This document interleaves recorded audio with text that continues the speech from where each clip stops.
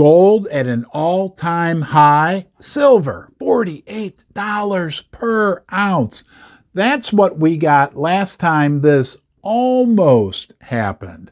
Yes, the debt ceiling crisis, the debt limit crisis, whatever you want to call it, the United States government is running out of money and running out of time to fix the situation. We have our leaders warning of economic catastrophe, calamity, and on top of it all, things really are different this time.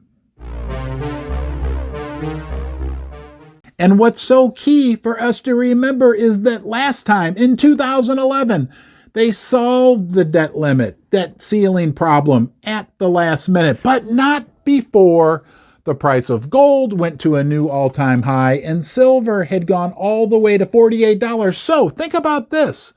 What would happen this time if they don't solve it? And we get this letter Janet Yellen sent to the House Speaker Kevin McCarthy saying, quote, after reviewing recent federal tax receipts, our best estimate is that we will be unable to continue to satisfy all of the government's obligations by early June, and potentially as early as June 1st.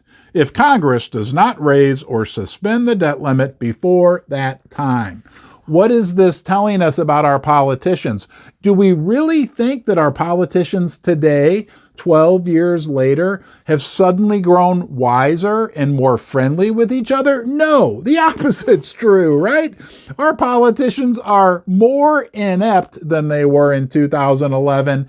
And on top of that, they are fighting. There's a chasm between the Democrats and the Republicans like never before. This could get serious, and this could spell serious appreciation in the price of silver and the price of gold. You, yes, you. It's me and you right now, and you are the star of the show. You're the most important part of Ron's Basement. It's a big honor for me that you join me here. We get to talk about silver and gold, our favorite subjects. We get to talk about ways to protect ourselves and protect our families because we are good people. I hope you find some camaraderie here, a little home away from home, a little respite from the storm. Please subscribe, give the video a thumbs up.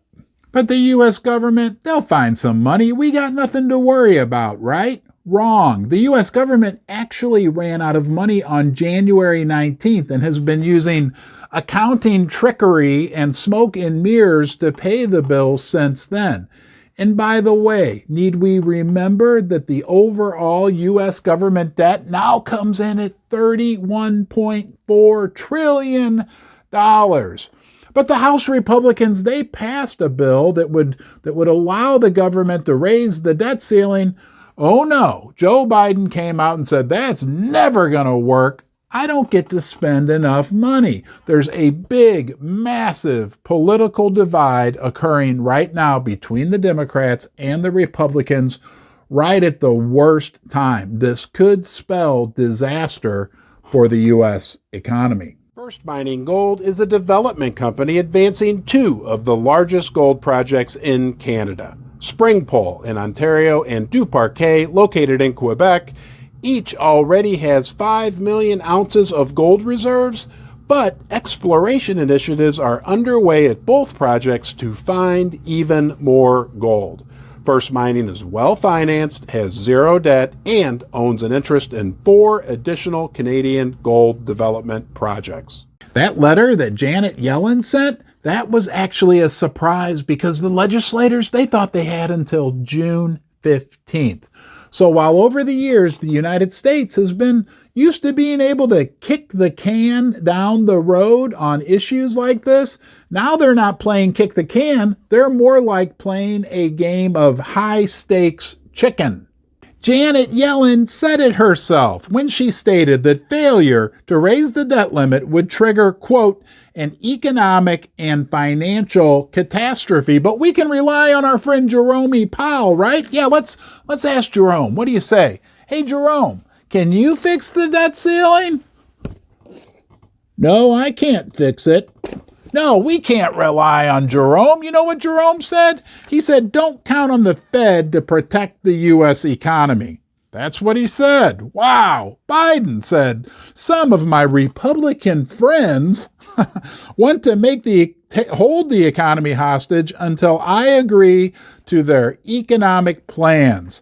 And what did our good friends at JP Morgan? We can always rely on those guys at JP Morgan. They're always honest and straightforward with everything. They said the impact could be economically calamitous. Here's a list of what happened last time when the debt ceiling almost wasn't raised. Remember, they raised it at the last minute, but even getting up to the last minute, this is what occurred. The U.S. dollar sold off. Stocks sank. Credit spreads widened, and Standard & Poor's ended up downgrading the United States long-term credit rating from AAA to AA+. That all spelled good news for the silver price and gold price. Gold skyrocketed to a new all-time high, above $1,900 per ounce. The price of silver, it reached as high as $48 per ounce. So now that we find ourselves back in the same situation 12 years later, we've got some different scenarios unfolding. Politically, there's more divide. There's more of a chance that these Democrats and Republicans are going to stand off with one another, right?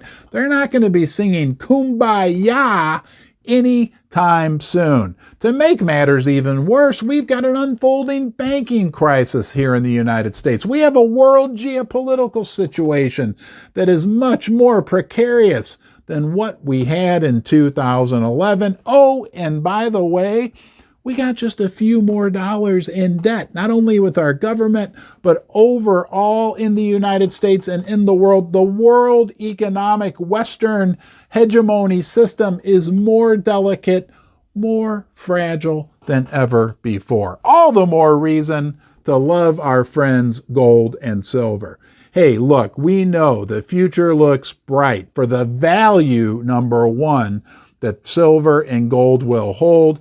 But the silver price and gold price, I think the prospect there looks good also. Appreciate you joining me here in the basement. Watch another video. Come back to Ron's basement. But I want you to be well.